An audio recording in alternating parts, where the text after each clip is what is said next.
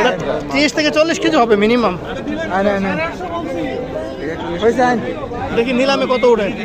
এগুলো এখানে কই থেকে আসলো? বড় কোনো বিল থেকে নিয়ে আসছে। কালীবাসও দেখা আছে বড়, মানে সব নদীর মাছ। ওটা সিরিটা ভাইং মাছ মাছ।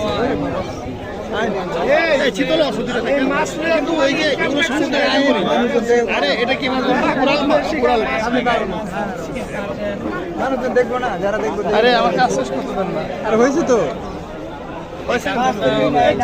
আগেরটা কি হলো?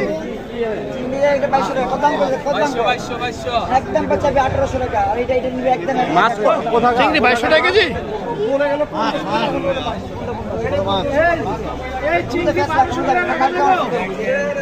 মাছ কোথাকার?